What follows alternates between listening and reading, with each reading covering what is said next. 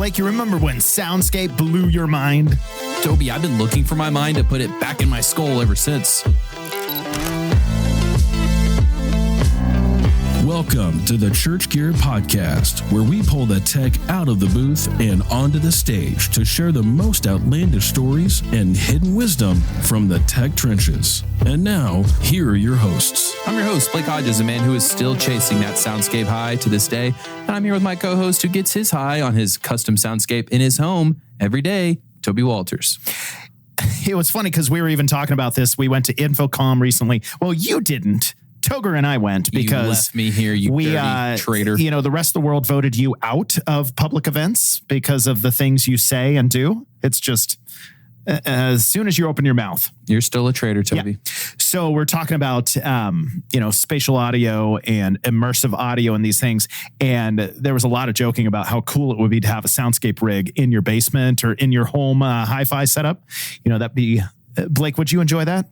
Yes. Is this you telling me that that's my bonus this year? Sure. I accept. So if you had immersive audio in your basement, let's say, what would be the first thing that you would put through it? Would it be a movie, TV series, music? What would you want to hear through that immersive system? I'm on the sixth option because the first five were inappropriate. I probably watched the war movie Fury. Okay. Yeah, that's kind of your top movie, isn't it? Yes, it is. Yeah. Just sit there and cry and be scared. So there are a lot of demos to see at INFOCOMM, and we only have so much time. I mean, there's hundreds of manufacturers. You're talking football fields, many of them across this entire show floor is massive. And then all these demo rooms all around the convention center. But we went to D&B's and we saw one of their new line arrays, and, those things just sound amazing. Was it sexy? It was very sexy. And then Fulcrum Acoustics and our former guest, our buddy Luke Vogel. So he works Never heard of him. Yeah. Go back and listen to Luke Vogel's episode. I mean, you were on it, Blake. Toby, my brain, every new episode, it forgets 2 episodes back. So you're just a goldfish. Yep. So Luke actually, Jared Toger and I were talking with him afterwards about spatial audio and immersive, and how, my thought is that it would be kind of confusing for volunteers. Like if you're not a great mix engineer, that you could make things worse. And he said, actually, it's almost the reverse. So if you get a very talented mix engineer to kind of dial in the spatial settings, so he places things, the mix engineer places things and then hands it over to the volunteer, that there's a lot more space in the mix for them to learn, and they actually can do better mixing. It was fascinating. That's a great tagline or selling point. So I'd never thought of it that way. And I mean, again, hundreds and hundreds of manufacturers. I think a lot of people asked Toger and I, what was the coolest thing you saw this year? And our response was kind of like, there wasn't a lot that was new. It's like a lot of manufacturers, like, here's the next version of this thing. The iPhone 392. Yeah. But Blake, imagine Philo, but with all the gear. So it's still kind of like church tech camp, and you see all your friends and it's like a family reunion. And it's more secular too, though, right? It's like a couple family reunions happening at once. And sometimes it's a Hatfield and McCoy's and you got to roll up strapped. That's right. So it's fun to... one of the coolest moments was just us wearing a church gear shirt, and then somebody flags me down and is like, dude, church gear. And You're not allowed in this building. Yeah, exactly. So I turn around. He's like, I was just telling my buddy about church gear. I'm so excited to meet you guys. And so that was fun. That was like my one celebrity sighting in my entire life. Oh my gosh. I know. So I'm going to ride that moment till the end of time. And then I saw many of our church tech friends, saw Chris McDonald, and then introduced him to Patrick Busher, and, just making buds. And then was hanging out with Tim Moeller from Sweetwater Integration. Love Tim. And so Tim was listening to the podcast recently, and he says, Toby, I was out on a walk. I'm listening to the podcast, and you said something to Blake to cut him down. And he's like, brother, I got to tell you, I had to sit down. I was just crying, laughing so hard because just how you just destroyed Blake in that moment. Normally I remember the things that you say that hurt me. I put them in my notes app. I talk about them with my counselor. I'm sending you a bill for $135 a session. I don't remember something like that happening on the pods. I know. I want to know what he meant. I can imagine I'm getting to the pearly gates and you're standing next to St. Peter and he's like, here's Blake's list of grievances. And so I figured I want to add one more. Oh, and I was like, let's add to the list. I was like, what could I say? And then I'm thinking this over and then I'm watching TV. And Blake, have you seen the Liberty insurance commercials with Liberty? Yes. Not a sponsor. Have you seen Limu, Emu, and Doug? Yes. And I'm like, oh my gosh, that's me and Blake. One of us is handsome with the mustache and one of us has a Limu body. I'll take the Limu body. Skinny legs and a big old bulbous torso. And speaking of somebody that does not look like a limo, a church production consultant, evangelist, and vying for the coolest accent on the podcast in history, Matt Sales. Matt, welcome to the podcast. Hey, good evening. Hey, guys. So, Matt, I first met you in person at Philo. And we had only exchanged messages through, I think it was Facebook or Instagram. And to hear you speak in person, and you seem to be dialing it back so far. But yeah, I'm just me. I speak nice and slowly, relaxed. It's like he had 17 Red Bulls when he walked up to me. I think I even asked you, have you drank a few Red Bulls today? No, my kids generally, when they get upset, I just start speaking slowly. So I just slow down for my children. Yeah. Good afternoon. And my 9-year-old looked at me, Daddy, that's not you. You're not the real you. Stop it. Speak normally. You got to be careful or you'll end up getting the Shep Award, which is the YouTube crack baby. Yeah. Blake, that would be the fun part about having kids for you is you could just mess with them by acting different ways. And they're like, Daddy, you're acting weird. My favorite is the Christmas present that you wrap it up, but it's nothing in it. And when they piss you off, you throw it in your fireplace and watch it burn. I would do that like 4 times a year. What did your parents do to you growing up, Blake? They switched me. You ever heard of that? You pull this giant vine off of a tree and they switch the crap out of your legs. So they did that to my legs and I went to school the next day and I was amazing. I was like, see, my parents abused me. I was trying to get them back, which I now realize could have been pretty bad. My teacher just smiled and said, good, you deserve it. Yep. Sounds about right. What kind of punishment goes on over in England, Matt? Do you know what a switch is? Basically taking a stick off a tree and swatting your kids with it? Yeah, of course. Back in the day, of course, my father would take a slipper off and just beat you with it. That was what everyone did a few years ago. Nowadays, we're all a bit more sensible. Mm-hmm. Toby, their punishment is they just colonize you. They just take over your land. See, my parents used a spatula. Oh. I got spankings with a spatula. Be worse. It was hardcore. Mine would cut me, but they would give. That spatula is not given unless it breaks. Yeah, I know. Treatment. All right, Matt. So we like to think of you as the official church production ambassador to the rest of the world. But give us a little bit of your background, how you got started in production, and what your role today is. Great. Well, I volunteered in my local church, probably age 10 or 11, kind of thing, got involved. Now looking back, it must have sounded terrible in those days, knowing what I know now, because I literally had no clue. But most 10-year-olds don't really. And so I volunteered for a bit. And I got into it. A couple of the guys who installed some new kit in our church, I started doing a bit of kind of crewing work for them a bit, and then got back to a proper job for a while. And I was one day, my brother actually called me from South Africa. He was working for a church out there, and he called to say there's a big church in London who are advertising for a sound and vision assistant. And I kind of said to him, that's nice, have a great day, put the phone down. About 3 months later, he called me back and he was like, have you applied for the job? I'm like, no, what? I've got a life, thanks, kind of thing. And then I applied for the job and I joined, HTB Holy Trinity Brompton as the kind of sound and vision assistant, and then became tech director over the next kind of 6 years. And I was there for 6 years running that, traveling a bit, doing some events. And they're probably one of the biggest or the most well-known churches in London. And then I left there to go and work for an AV rental company and integrator. And I spent 14 years there, lots of fun projects, sound, lighting, video, kind of install, but also events. And then 2 years ago, I left there to start a consultancy, really kind of just helping churches focus on kind of how do we do production better, whatever better means. Okay. Blake, do you see now how I think he might be on Red Bull?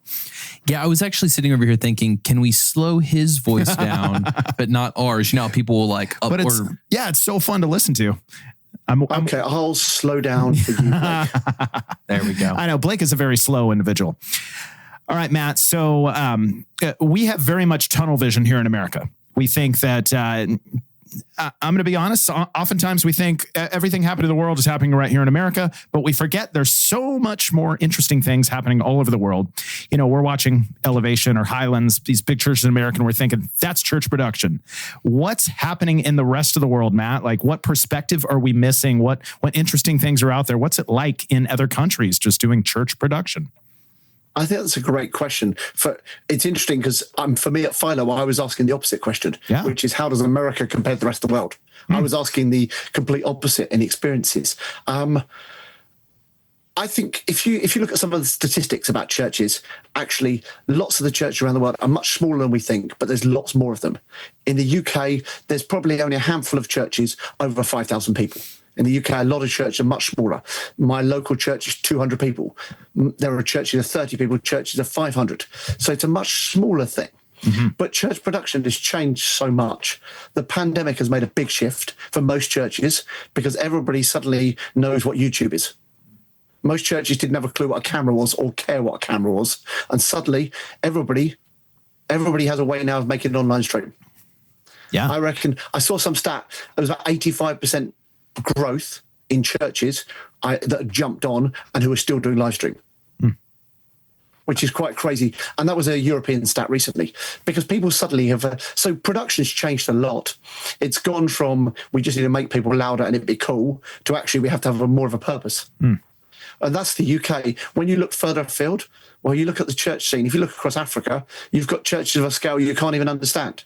When you turn up to church and it's 50,000 people on a Sunday morning, that's a different world. That's not a church. That's half a stadium. Yeah. And so we have everything in between. So there's some real kind of nuances of very traditional. And the same I'm sure you'll see if you look around where you are. Very traditional, one person on a lectern mic through to a full band and everything in between. Toby, I have a dark question. Oh, sorry. Keep going, Matt. Go on, no, you carry on.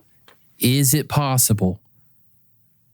No, I'm not going to say it. I thought your brain broke for a second. Well, like, you know, the end times everyone has to have had the chance to hear the gospel. Mm-hmm. And it's like, you don't want to say God caused COVID, but maybe God used COVID, I guess, is the nicer way to say that, to further push everyone along to make the gospel more available to people. Because that's what I'm hearing right now is that it's way more available. Yeah. I mean, it's also just simply available on the internet now. It's interesting talking with churches in America that have, you know, live streams and even virtual church where people in countries where it's illegal to be a Christian can now watch or gain access to it and receive the gospel. So yeah, it's definitely taken a huge leap forward as far as spreading to the ends of the earth since but COVID. Also the analytics that go with that. People now can look at the data. You can actually see where people connect to your church from around the world. Yeah.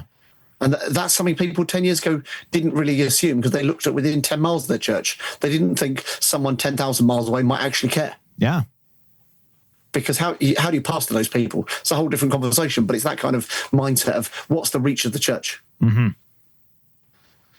So I would assume that there's a lot more historical church buildings in Europe, and you're trying to bring production into these churches that are hundreds of years old. Is that accurate? Exactly that. You've got lots of buildings that are hundreds of years old that are beautiful, that have got stained glass windows, that have got beautiful architecture. And amazingly enough, the local authorities don't want you just bolting stuff everywhere you go and just drilling holes in walls and putting whatever LED screen you want in. There's sort of a kind of permissions that you need to get, but also it's working out actually the biggest challenge in a lot of these spaces is acoustics. Yeah. Most of these churches were designed for an organ and a choir to fill the room. And now if you just put a drum kit and a band in that's a shouty thing from stage, it doesn't really have the same effect. So a lot of the challenges are the rooms aren't designed for more contemporary style of worship. And so we end up trying to do everything we can to make them more controlled, which is where the loved or hated drum cage comes from, to just kind of control that, because most of these spaces you go, the snare drum is your biggest kind of friend and enemy. Yeah. So what other ways are you finding creative solutions for acoustics in these ancient spaces? I think a lot of it is... some of it is, as you said, acoustic work, and some of it is just designing systems and designing solutions that work for the churches around their need, kind of I always start from what's the need of the church, not kind of what's the cool toys, because we can all have cool toys. We can spend thousands of pounds on cool toys, and that'd be lovely. But what's the need? And then what's the best kind of thinking outside the box? Is that acoustics? Is that a more distributed audio system? Like most of these old churches is not going to hang a couple of hangs of line array. That's just not going to work. But is it going to work if you've distributed some smaller boxes around all of the pillars? Because it's all about vocal intelligibility at the back of the room. For some of these kind of some of these cathedrals might have a 15-second reverb time. Toby, That's pretty mental. He just said you can spend pounds over there. That's the trick. I'm going to go to England and spend all these pounds of fat, and then I'll be skinny. Perfect. And I'm rich. Yeah, there you go. I love it. This is a great idea, Blake. We should wrap you in plastic first. Then you can sweat it off on the way. Matt, can you imagine a world? Have you thought of this idea before? Let's fast forward, let's say a decade in the future, and everybody has AirPods. Let's assume, I mean, most of us have AirPods already, where you can walk into a space and your AirPods will feed you the instruments that don't play well in the acoustical space, but you can sing and you can hear the rest of the audience, the vocalist. And so, the acoustics of the space and the instruments that work with that will then interface with the other instruments coming in through your AirPods. I think you're onto something actually quite incredible, because I think for a load of people, there's a future of how many churches do we ever fight about volume levels or about as we diversify language? Suddenly we're in a world where half your service wants to be in Japanese or something because you've got a local Japanese contingent in your church. The last few years in the UK, it's been Ukrainian, because with Ukraine in Russia, lots of Ukrainians have come to the UK. So how do we now do translation in Ukrainian? I haven't, but these are small challenges. But as you say, that kind of idea of technology working with acoustics. Yeah. I saw something with AI this week where it was just taking the stream of audio, but it was giving you speech to text. They're giving you text, but live, it was giving 100 languages. Wow. So you could literally, and the quality of, I was obviously just reading the English. My skill at the reading the Mandarin was quite weak, but as you read the English, it was actually quite incredible. It was actually keeping up surprisingly well. So if suddenly AI is doing that, how long until we're able to just help with these kind of audio bits that you talk about? Yeah, not long. AI is moving fast. Did you see the guys at Philo who had the speakers that sit in your pews? Did you see that on the Sweetwater stand? Yeah. The guys with speakers screwed into your pews, so you could have different volumes in different pews and different feelings. So you could have more or less kick drum in your pew. Mm-hmm. There's bits already coming, but that idea, that's a great idea. How do you personalize the experience per person to combat the reverb? And then it will suddenly mean as you move around the room into different spaces, you'll get a different sound. Yeah. It's fascinating. You're onto something there. Church Gear Mark 1, here we go. All right, trademark that, Blake, real quick, and now invent it. The fact that we said it on this podcast, it's already trademarked. It's already for us. Okay, great. It went across our airwaves through the magical trademark sphere. Yeah, but is AI listening? And is AI going to steal it from us? AI is who's trademarking it for us. Yeah. Okay, perfect. But I think this problem you're having is the same when you try and build. If you try and build a 50,000 seater or a 10,000 seater church, it's really easy to get the acoustics wrong. Yeah. I've been to lots of spaces where they just sound rubbish as a space.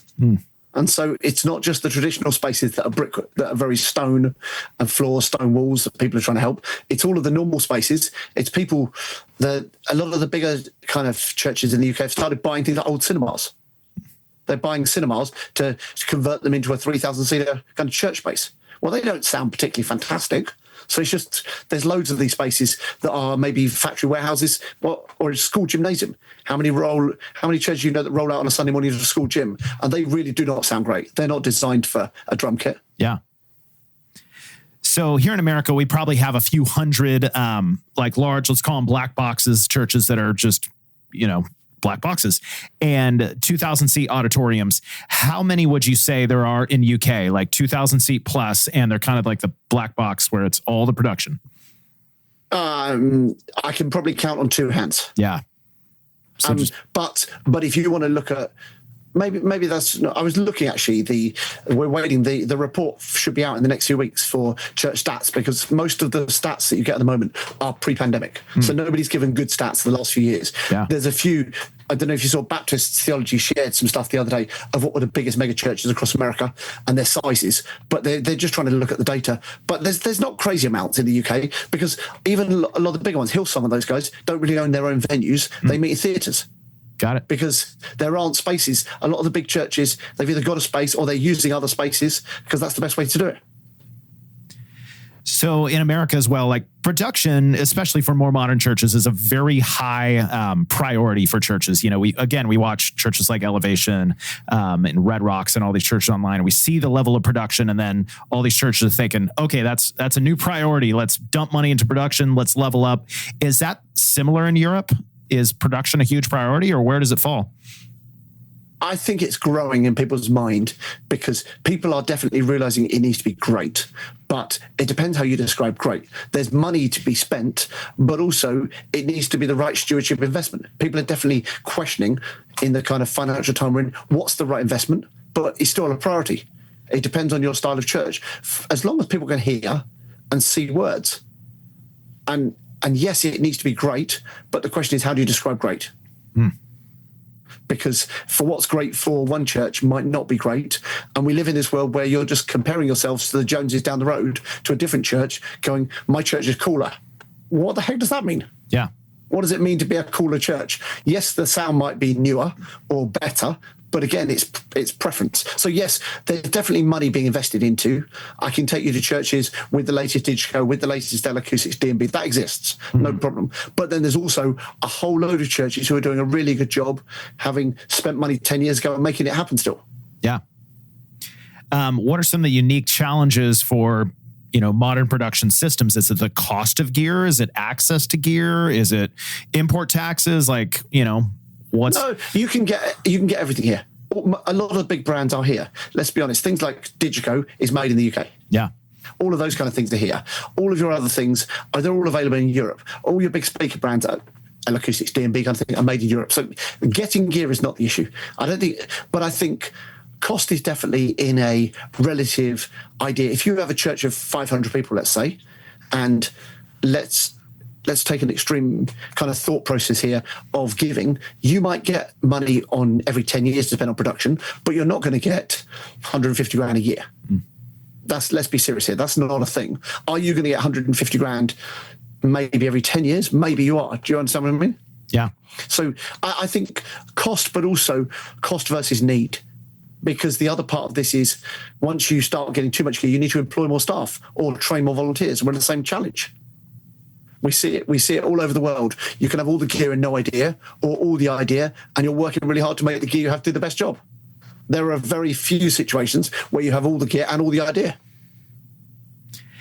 Is there a big culture of production people, like young kids that are really into it, that want to learn it, that get involved in churches, or is that a real struggle? There's loads of that, but there's less full-time production staff here, definitely. There's a lot of people who might be worship pastor and head of media and comms who vaguely is taking oversight of production, but that person's the worship leader. So on a Sunday, they're building a volunteer team. My personal church, 250, 300 people, we have a part-time worship pastor who's also got an oversight on production. Just because in the staff roles, there are less and less of those around until you get a bigger scale. And even there, I use Hillsong as an example, they're using as many volunteers as possible because that's the culture they want to drive. They don't just want to pay everybody. How do we all sow into church with our time? Because sowing in with money is easy. Sowing in with time is more of a sacrifice. And I think that's kind of where the mindset is a bit more. How does it differ when we're talking about Africa? Is getting gear a huge challenge for these churches in Africa? I think across different places, it definitely is. And it's a lot of the newer gear. I'm not saying it's cost prohibitive, but relative cost to the local economy is massive. So therefore, taking some of the top spec gear is lots more of people's kind of yearly wage. It's semi-impossible a lot of the time just because it doesn't sit. Maybe some of the really big churches are investing a lot of money, but most of them they're doing well. There's a lot of that kind of Behringer X32 Behringer wing. Mm-hmm. I've seen more wings than X32s across Africa than anywhere, and they're doing great. But it's certainly not. You don't walk into many churches and find a Digico console sitting there because it's not the same. But they're doing great. But it's all kind of relative. What's the difficulty? Is it just literally distribution, like the roads to get there? It's just the price tag is too high? Is it tough to find? Like scarcity? I actually think it's a mixture of all things. The price is quite high, and it's the skill of people to operate. So therefore training. And how do you do that? I've been to churches that have all the toys, but don't really know what they're doing with the kit. And then other churches where they're doing a really good job with some really basic kit. And then the church just doesn't, the need of the church leadership don't see the need to invest in more because what they have is doing a great job. It's a bit like you want to drive a car. We can pick what quality of car we want to drive. And actually, if you've got a really good, cheaper car that's going well down the road, why do you need the next model up? Yeah. And I think that's a lot of the conversation is around that, but also the challenges of economy. When you get into bits of Africa, everything has to be sea or air, and it's all going a distance to get there. There is nothing made there. So therefore, there's always more cost. Mm-hmm. So if we had a church of 50,000 in America, I would assume that you're going to have the absolute top of the line. You're going to have, Digico 852. You're going to have Acoustic's K1 or a KSL rig. You're going to have all the toys. So if you think of a 50,000 person church in Africa, what are they making that happen with? They probably are. To be honest, if you look at some of the new projects, they are buying 338s or PM5s or something. They're buying one of the top brands of PA. So the bigger churches of that scale, they're doing it because they're learning that they need to have a quality level. Mm-hmm. But only the bigger churches have the amount of resources to be able to do that. Because it's all about resources and also the wanting to spend the resources in a direction of production. Yeah. Because there are so many options that are cheaper. And the problem is, for a lot of production team, you can't prove to your senior leadership why this £20,000 bit of kit is not as good as this £50,000 bit. If that makes sense to you. Yeah. A lot of the time, actually, there are options that are cheaper that will do enough of the job. And so if your budget was, I don't know, X number of thousands, dollars or pounds, you're just trying to work out what's the best way to cut it up. It's a lot of across Africa is all about bigger LED screens. There are lots of big video screens because it's easy to buy in China and put on a boat across. So there's lots and lots of big LED. So therefore, the way it looks sometimes is part of the challenge as well. Lots of knockoff or LED walls instead of Thor. Look, Toby, this is our cute. See, you're already making dad jokes, Blake. This is our fifth episode in terms of our 6th run batch. So I'm running out of jokes. I'm running dry. But I think you'll probably find they're made in the same factory somewhere in China anyway. Yeah. Yeah, there's only a handful of factories. They're all made the same place.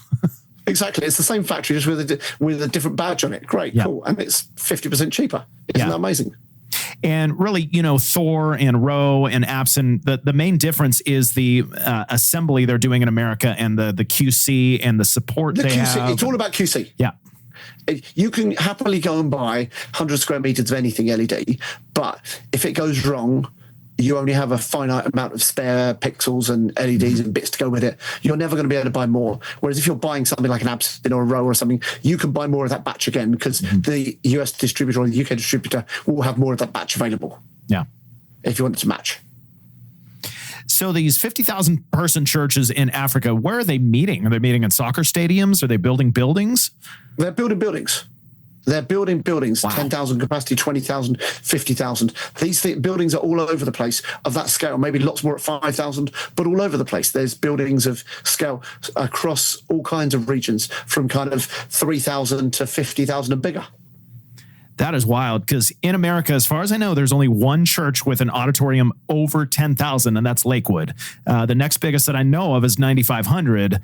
But you're saying there are several churches around Africa and other parts of the world that are 10,000 seats and more. I've been to one that's 50,000 that's not big enough, that's currently building a new space for 100,000. It's so cool when, I go to church on Sunday mornings and our pastor, Darren, talks about how the gospel is exploding in the Southern Hemisphere. And we, as Americans, again, we have such tunnel vision. We think the gospel is, shrinking, that the church is decreasing. Nope. Just in America, maybe, but the rest of the world, it is absolutely exploding. And it's so cool, Matt, that you get to see these places. And some of the Africa bit, and bear with me in this at the moment, and I'm going to make a stereotypical comment that maybe is not true, but go with in what I'm saying for a second. A lot of the time in the Western world, we have most of the things we need. So when we pray, and when we pray to God, we're generally praying for wants, not needs, i.e. you and I have enough money to live. And so when we pray, we're praying for things that we want rather than actually needs. When you're in Africa and when you pray, Lord, do this in my life. If you don't, I might die this week. The cry of your heart changed to be a cry for need, not want. And so when you apply that kind of posture, that's why I think we're seeing more of what God's doing there, because the cry, therefore the heart cry, I've seen more people get out of wheelchairs and be healed of things in Africa than I'll ever see in the UK. What? You've seen someone like get healed in the modern day? In the last 6 months, I was at a prayer meeting in February with 250,000 people in Lagos in Nigeria. I was at a prayer meeting in London last year with 50,000 people, and a girl with cerebral palsy was doing handstands. She'd never walked before. Whoa. Because God's doing things, but the problem, we have got too comfortable in the white Western world. Yeah, it's just amazing how our vision has got so limited. Our faith has gotten so small because, like you said, we have access to everything we need. Why would we why would we believe that the Spirit can heal somebody with cerebral palsies when we have modern medicine? We've got, we can we've help. got Amazon. Lord, please do this. But if you don't worry, I've got Amazon. Yeah. And I think we're in that culture, and it's part of the challenge of the season we're in at the moment. If we look at the next gen at the moment, especially to do with inviting your friends to church. Because actually it's, please don't, Lord, I really want my friends to come, but don't make it awkward and don't make me look like an idiot. Yeah. Would you bring my friends? And it's a bit like, well, is production the way to make your church cooler to invite your friends? Well, for some people it is. For my 9-year-old, whatever now, will production make church cooler in 5 years when she's trying to work out whether she wants to do church? Maybe it will. But I also can't hang my hat going, it's the best thing in the world, because I'm hoping the authenticity of church is much cooler than the production. Yeah. But I think it's a real struggle we come across in this world at the moment, is people trying to work out what's the cool thing to make church attractional, if that's what we want Sundays to be. Mm-hmm. Yeah, I think it would do us all good to visit other countries, to visit other contexts. That's a hard word, Blake. Toby, can you say contexts? Are you willing to tell me what's actually in your cup? In my cup, it was coffee and then water. I don't believe 2 cups. Well, that's fine. Just to see how other people worship and experience God, and open your eyes to what is happening with the gospel in the rest of the world. This is, it's just fascinating reality. But I think we've seen it. It's happened. As if you look at revivals around the world, they've happened all over the world, and they are happening. We're seeing stuff in America and in the UK and Europe and Africa. It's just we're not always looking out for it because we've sort of lost our focus a bit, because we're as production people, we're too busy working out what's the next cool mic for the kick drum. Mm-hmm. And half the time I'm like, this is all great. The kick drum sounds lovely. What's God doing in the room? Yeah. And how do we teach volunteers that volume levels related to what the Holy Spirit's doing, not because we tell them it's got to be 90 dB, but we tell them if you can see God moving, great, don't change it. If people are not moving, what if you turn it up 2 dB? Does that have more of a reaction in the worship? Try it. People don't really understand when you say, the volume's set by the Holy Spirit. People get confused. But I think there's all of these kind of nuances which are really interesting, just to start thinking about how does production become a ministry tool, and not to hype, but how do we take away man-made distractions on a Sunday morning? Yeah. If that makes sense to you. My mother would tell you, if you're going to serve coffee, serve good coffee or no coffee on a Sunday morning at church. So what's the tech things that we can do? If your church just has one microphone, let's make that one microphone and the hearing aid loop or whatever you've got work reliably every Sunday. If you've got a full band, well, let's look at how do we make that sound pleasing to everybody. You're never going to please everybody, but how do we make that great in whatever your context is to describe great? Yeah, that's awesome. Blake, I think we should start perpetuating the truth that the Holy Spirit sets the volume level. And so that way, if anybody complains, you're like, take it up with the Holy Spirit. It's my favorite answer. Just ask the Holy Spirit or your church leader. Yeah. It's all the Holy Spirit. If they'd like to speak to the manager, I mean. All right. It is time for our weekly segment to Baffle Blake. No. All right, Blake, it is time to baffle you again. Isn't that just the whole podcast, Toby? That usually is, but specifically we're partnering with our friends at HouseRight to baffle you in this new segment we like to refer to as Baffling Blake. So HouseRight is an amazing integration team that works with almost exclusively churches all over the country to partner with their architects in pre-building phase or current room renovations, where they help make sure that your space looks aesthetically pleasing, but also acoustically correct for the style of worship that your church is trying to achieve. You said the word architect, and I just haven't heard anything since. I'm like, that sounds way too technical. That's above my pay grade, but it's not above HouseRight's pay grade. No, it should be above all our pay grades, but HouseRight does this all the time, and they're amazing at it. And if you are not specifically looking for an integration project, but you're like, hey, I am looking for my next career or opportunity, HouseRight is also hiring amazing people to join their team. They're hiring. They are hiring. So if you have been looking at the map and looking at Lexington, Kentucky, very lovingly because of horse racing and bourbon and HouseRight. And high-proof bourbon at that. Yes. Go to houseright.com, check out their opportunities, and start a conversation. All right, Matt. We are about to play Baffle Blake, which is a game that Toby has made to torture me, and he somehow found a way for us to get paid to do it by our sponsor. So here we are. I'm getting into sport mode here because in our last episode, I got my clock clean 0 to 3. You got destroyed. And that math is, how does that math work when there's 5 questions and you lost 3 to 0? Well, because we both got it wrong a couple times. Got it. You big dummy.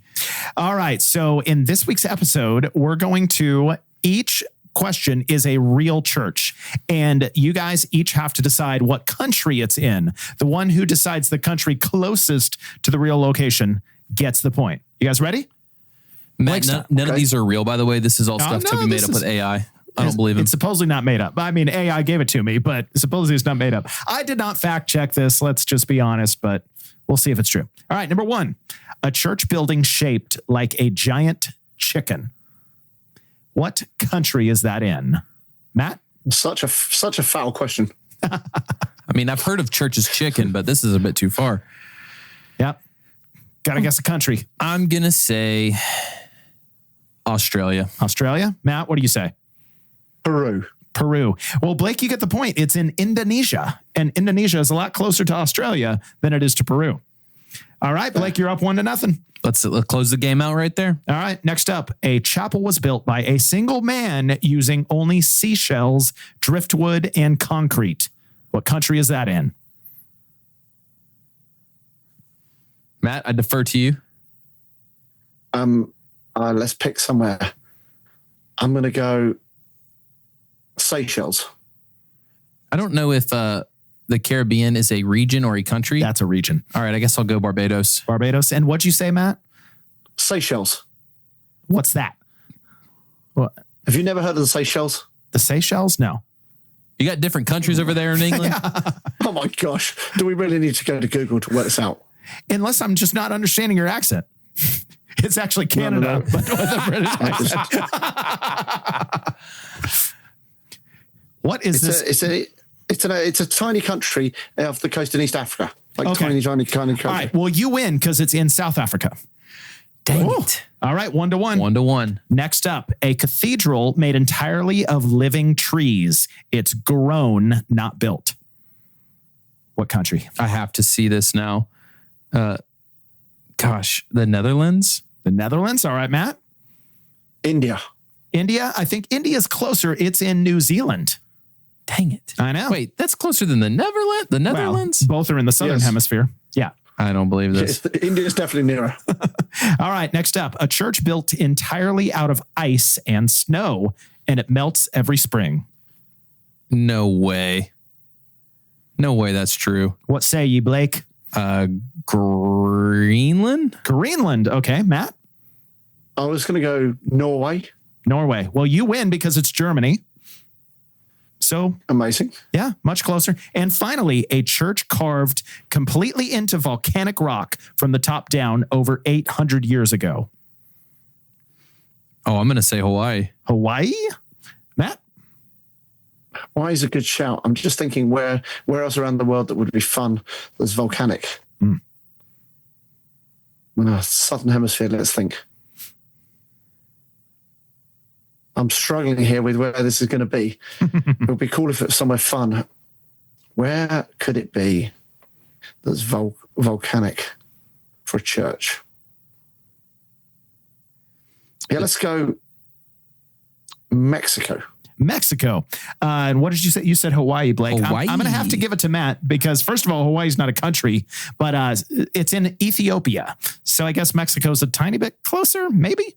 It's vaguely. Kind of. Ethiopia is definitely all right, Africa, Matt, but good. I'm glad that you absolutely destroyed Blake in this episode because, first of all, you've been to the rest of the world, whereas Blake has. Have you ever been outside Tennessee? Blake, where have you been? I was going to say, have you been outside? I've been to Canada on foot once. So I don't know if that counts. Yeah. Man, these church images are wild. Yeah, what are you doing over there on your phone? I'm looking at the churches. We're doing a podcast. Well, Blake. Gosh. you told me there was a church made of ice, volcano, And you have the rest of the day after this podcast to go research these you things. think this is the only thing I do for work, Toby? Yes, pretty much. I have a lot of nonsense to do after this on Church Gear behalf as well. All right, Matt, you get a prize back from our friends at HouseRight. Did they know they're going to be shipping one to the UK? They do now. But they do now. All right, Matt. And for our listeners, thanks to HouseRight for sponsoring this segment. They're an incredible integration company. Call them for your next integration project. And they also are hiring for many positions. Wonderful place to work. But It's quite cool. they might not build your church out of ice or wood. I don't think that's an option on their list. Well, they're not church architects, but they will integrate it. True. Yeah. I'd not heard about them until I got to Philo and caught up with Dennis. I've not seen Dennis in years. And of course, he's at HouseRight now. That's amazing. Maybe that should be the ad, actually, is like Dennis Choi is at HouseRight now, so you should work with HouseRight. That's pretty much all you got to say. That is an absolute huge selling point. And so you could think like Dennis Choi could be your boss. Oh my gosh. I met him at Seacoast however many years ago. That was a long time ago. North Coast. Is that the one you're thinking? Yeah. That's where he was for like 20 years. That's the one. I thought, something like that. Wrong coast. Seacoast is on the other coast. My favorite moment from this podcast and that game is that Matt knew a different country you and I didn't even know existed. I'm not surprised. That's how dumb us Tennessee boys are, Toby. That's right. So Matt, if you tap into your imagination here, where do you see the church evolving over the next few decades as far as production goes or worship? And where do you see the gospel and church growth exploding the most over the next few decades? That's a great question. I think it's really interesting.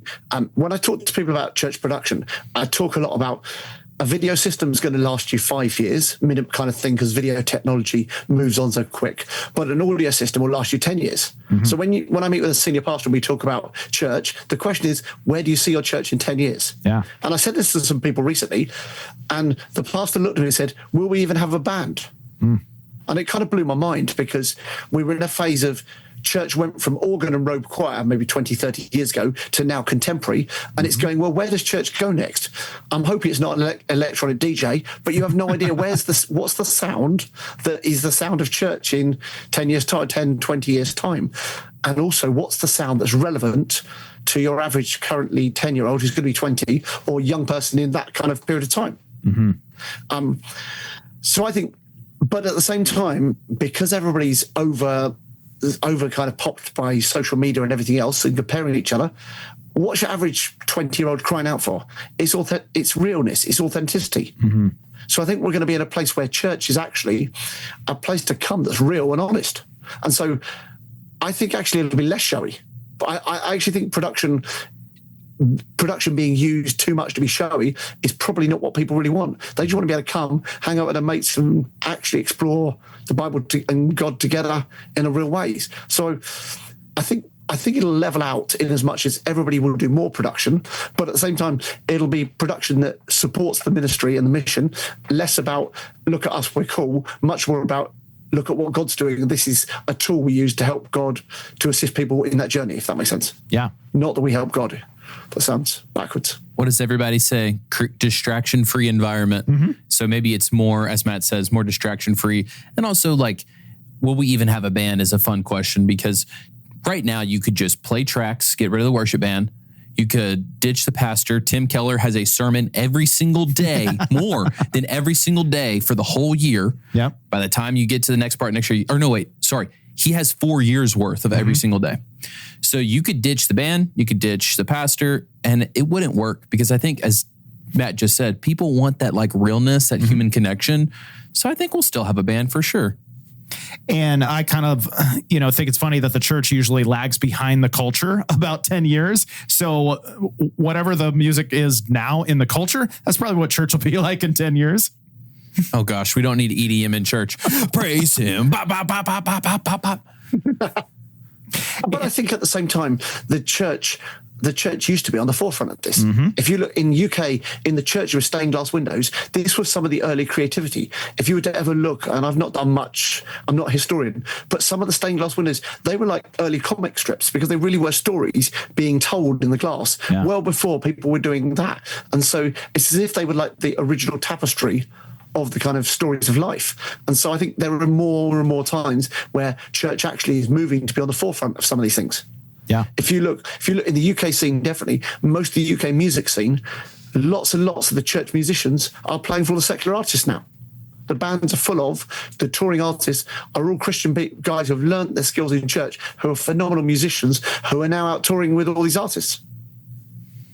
So church is feeding back in that cycle. I was going to say, we might not be leading in technology, but we're leading in training and teaching and bringing the people up that use said technology. Mm-hmm. I would love to have a survey of touring professionals and see how many of them started in the church, especially if we raise that bar to people doing AVL. Mm-hmm. I bet it's predominantly church. Yeah. If you raptured out that group, Sabrina Carpenter, you're not getting her concert that month. Yeah. Yeah, 100% so. Because what other choice have you got? You've either done church or you've done something at school or college, but you've ended up lighting some random play that someone put on at school once. Do you know what I mean? People are not teaching those skills in school in the same way anymore. Yeah. You're picking them up from somewhere. Yes, you can go and choose to go and do a drama or a media thing, but predominantly that's not in the same way anymore. People are less hands-on. It's not seen to be as cool to go and be the lighting person. I'm pretty sure it wasn't cool when I did it, but everyone seemed to love it. Matt, where do you see the global church, specifically, where do you see the gospel advancing the most in the next coming decades? Is it Africa? Is it India? Do you have a sense there? That's a great question again. I think in Africa, they're spreading around the world. What I mean is there are Africans gathering all over the world and taking the passion and the posture they've got and sharing it around the world. I've seen God do more in America and Canada through the African church than I've seen in the white church. So I think where you're asking about where's it going to happen, I think it happens worldwide, but it's just our awareness of it's picking up more. It's happening in most churches. It's just we don't see it happening. Yeah, interesting. And do you have a sense of a specific technology that's going to make the most difference? Is it AI? Is it AR? Is it something else? Some other invention that you imagine? I think it's all making a difference when it's all about easy. What I mean by that is the easier it gets to do, that's the bit. If AI makes it easier, that'll make a big difference. Do you know what I mean? It's all about how do you make it easier? Because for a lot of people in church production teams, if they come with the heart that they want to worship, it's easy. It's easier to teach the tech than it is to teach the heart. Because you want people in your team. You don't want people who are there because they're told to be there by pastor because they've run out of gap. There's no one else to do lights or sound. Because if you're doing that, you're either people who end up paid to be there or they're there because they feel forced to be. We want teams full of people who are there because they want to worship. They want to bring their alabaster jar and come and worship. And so as we make the technology easier for people, well, let's take more and more people in our congregations and involve them in bits of technology. And that's what's going to grow production. Mm-hmm. Amen. That's great. Even Blake, it'll become so easy that even you can do it. So easy, not even that far. So easy, even a caveman can do it. Yep. But what about a trash panda? If you put a trash panda in charge of your production, it would be kind of a disaster. That's why we don't do it. So Matt, tell me a time when a disaster happened to you, and you were in production, whether it be an all-out disaster or something you were able to save last minute, but it was almost a disaster. I was doing front of house for an event in Manchester, about 10,000 people for a night of worship. It was a kind of gospel concert, and Kirk Franklin was leading at this point. He's on stage. He was the headline for the night. He's leading, and we're about 3 songs in, and he gets to a quiet point, and I was using an Avid Digidime profile, and it suddenly came up on the screen. Both snake cards disconnected, which is their kind of cabling to get to the stage racks. And I'm like, cool. Has somebody just like put a chainsaw to the moldy core? It's like, what has just happened? And I'm like, great, I've literally just lost everything. But thankfully, it was so loud on stage that it was a quieter moment that you couldn't really tell the PA just died temporarily. Wow. And it turns out the tour manager had kicked a bottle of water off the stage and it had caught the trip on the distro that just ran that rack of stage racks. So when we realised it was a power thing, flipped that back on. About a minute and a half later, fade back in the PA. Nobody would really... But I was like, there was a minute where I'm going, who literally just chopped the cable? Where's it gone? Like, how have I suddenly lost both snake cards in? It was like, help! In production, we need like little R2-D2s. You know how anytime something bad would happen in Star Wars, he would just be like, boop, bop, bop, and he'd fix it. Totally. Matt needed a little R2-D2 to go out there and fix that cable that had gotten destroyed. Yeah.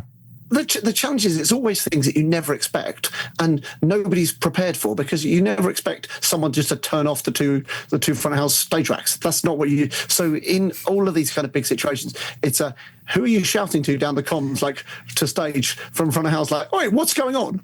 No idea. Like, literally no idea. Him saying nobody ever expects it made me think, okay, my brain went on a rabbit trail. What's the least likely things? And it's like, the youth made a Molotov cocktail and they threw it in the server room. That doesn't sound least likely. Grandma brought her gun and she shot the PA. Like I've been in churches where someone decided at the end of the service they were going to serve breakfast, so they were doing toast. So we're in the last song of worship, and the front of house sound desk dies. They'd unplug the power and need to plug a toaster and a kettle in. I'm like, that's incredible. It was just a church to school hall. I was like. But those kind of things, you kind of can guess to an extent. If you lose power, that's something. But when you lose different bits of it, we've all been there with radio mics dying or something, but that's part of the course of that. We've all had to jump on stage and say to the pastor, "You've preached too long. Can I change the batteries in the mic?" Those kind of jokes, that's all fine.